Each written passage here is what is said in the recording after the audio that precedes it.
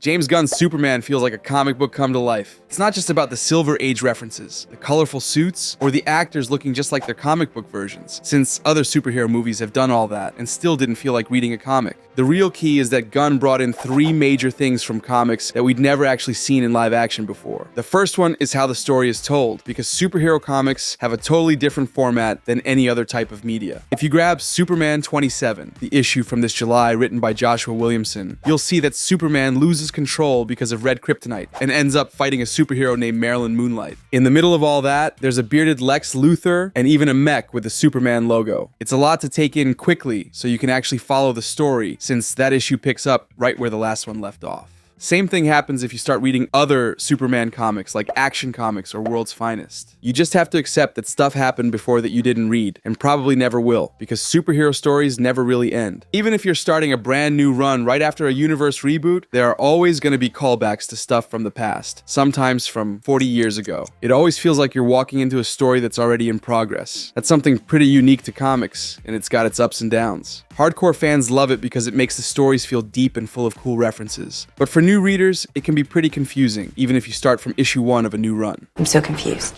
Gunn did the exact same thing at the start of his movie. The first shots are in the Arctic, and there's a short bit of text that catches us up on what's happened over the last 3 years. From that, we learn that Clark has already been Superman for a while. People are used to seeing metahumans walking around, and Superman just lost his first fight against the Hammer of Baravia. At first glance, it might feel like a Star Wars-style title crawl, or one of those short intros you see at the beginning of a superhero comic. For example, if you start reading Williamson's current run, there's a recap right on page 2. But what matters is that in the movie, this recap isn't just a fun little nod to the comics. It's absolutely necessary to understand what's going on. There's no flashback showing Superman's origin, no explanation of where Lex Luthor came from, and we don't see how Clark and Lois fell in love. They don't show how Superman got involved in the Baravian conflict, or what went down in his first fight with the Hammer. There's not even a quick montage of Superman's past adventures, like Matt Shakman used at the beginning of First Steps. That might make you feel a little lost, because you're watching characters react to stuff you only read about in a quick recap. That's why a few people criticized the first 20 minutes of the film, saying it's missing the typical first act where the characters are slowly introduced, like you usually see in most superhero films. Even the Batman, which also skips over the origin story, feels more structured because you're following the Riddler's plan from the very beginning. But that sense of being a little lost that some people had while watching Superman is the same thing we go through when we start reading any superhero comic. Well, now you know how I feel.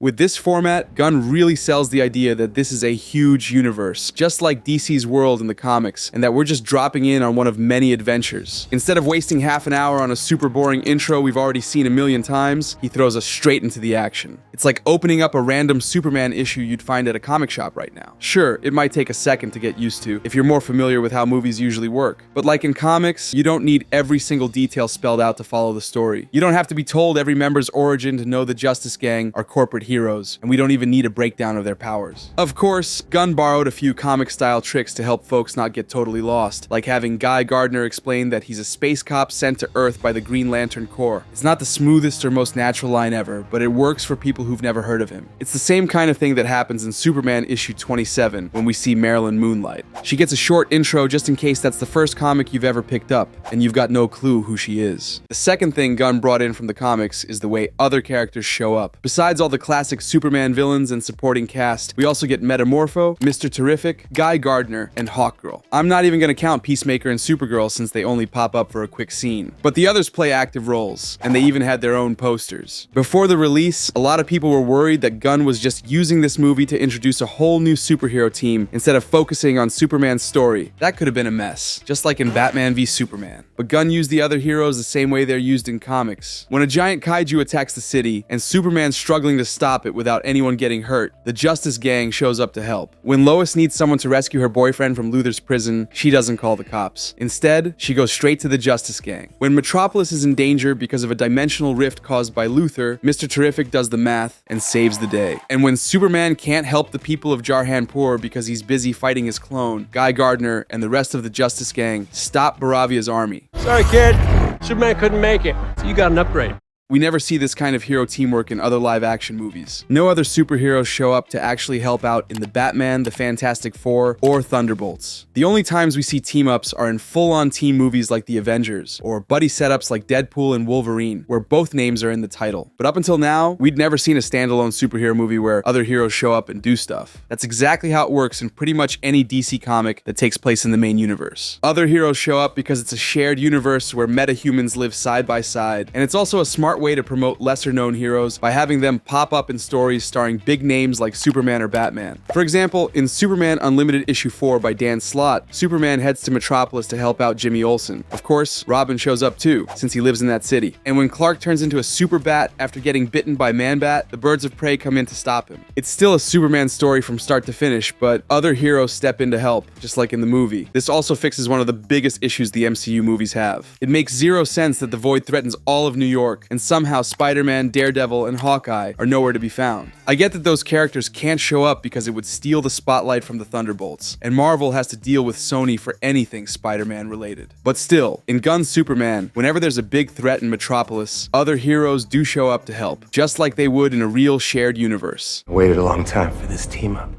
And the third comic book trait, and probably the most important one, is how sci-fi concepts are used and how people react to them. The best superhero comics are packed with wild, mind-blowing ideas, like the Omniverse or the Ultimate Nullifier. But most movie adaptations try to ground those crazy ideas and explain them with fake movie science. For example, the MCU spent a bunch of scenes trying to explain how Pym particles work, or trying to make time travel in Endgame make sense. DC movies have done it too, like when Snyder and Goyer explained that Superman's chest symbol isn't just an S for Superman. Instead, it was the Kryptonian symbol for hope. Or when Bruce had to buy the parts for his Batman suit from different international suppliers to make a Kevlar armor, instead of just sewing it himself, like in the comics. All of that stuff works fine to make the story feel realistic, but it also takes away from the crazy fun of comics. In the first issue of Superman Unlimited, Soup saves Earth from getting hit by a giant kryptonite meteor. People are scared because they think the world's about to end, but they're not shocked that something like that's happening. And they're definitely not surprised Superman shows up to save the day, because that's just another Tuesday in the DC universe. So much wild stuff happens all the time that people are just used to it. Running into a superhero doesn't blow their minds because it's like seeing a celebrity on the street. Maybe it doesn't happen every day and you might tell your friends about it, but it's not impossible or unbelievable. It takes an awful lot to surprise me. Gunn brought this into his movie by showing that metahumans and weird creatures are totally normal in this world. In the first act, when the hammer of Baravia knocks Superman down, people start snapping pics like they just ran into a celebrity. Then in the second act, a kaiju shows up in the middle of Metropolis. Some folks panic and run, but others just pull out their phones like they're watching a wild animal stroll down the street. One guy's literally eating ice cream while watching Superman fight the kaiju, like he's rubbernecking at a car crash. That might seem a little off, because we wouldn't react like that in real life. But the thing is, this isn't real life. Just like in the comics, DC's world is full of made-up cities and wild events that would never happen in our world. This dude might have already seen like 5 kaiju in his life, so this isn't a big deal to him. And if you're still not convinced, just look at how the media in the movie covers it. The news literally says the metahumans killed a thing, like it's just another Thursday. And 5 minutes later, Luthor reveals the full message from Superman's parents, and everyone forgets about the kaiju like it was just a traffic accident. Later on, something similar happens when Lois is talking to Clark in his apartment. In the background, you can see the Justice Gang fighting a giant dimensional imp, and Lois just kind of widens her eyes a bit, but nothing close to how we'd react if we saw that in real life. Gunn turns this scene into a funny little moment to show that this kind of stuff happens all the time in the DCU. He makes it clear that Metropolis deals with this kind of chaos every day, so people are used to it, just like in the comics. You look a little stressed. Oh, I'm stressed.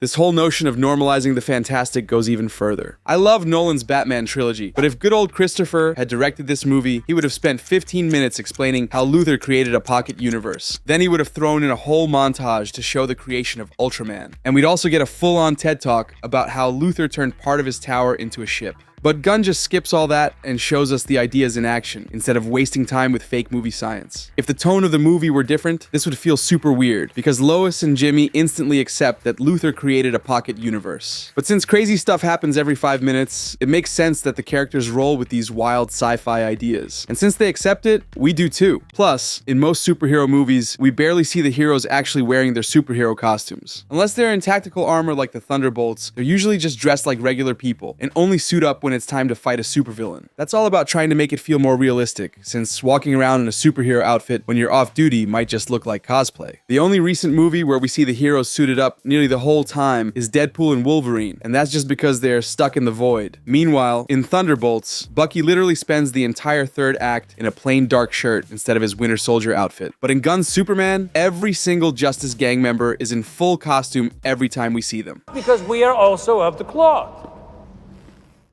If this were an MCU movie, they definitely would have dressed them in civilian clothes for the Hall of Justice scene, because they weren't using their powers there. And Guy Gardner would have been wearing street clothes in the diner scene, instead of rocking the full Green Lantern suit. But thankfully, they look like superheroes all the time, just like in the comics. When the Justice League shows up to visit Superman after he stops the Kryptonite asteroid, they're all in costume, not in regular clothes. If you think this is just a silly detail, I actually timed how long Corn Sweat wears the Superman suit in the movie. It's 26 minutes in a 2-hour film. Meanwhile, Cavill only wore the suit for 8 minutes in Man of Steel, and that movie runs 2 hours and 20 minutes. But if Gunn's movie is so good, and it nailed the feel of a superhero comic better than any adaptation before, why did it make less money than Man of Steel? I explained that in this video. Didn't know this was a popularity contest.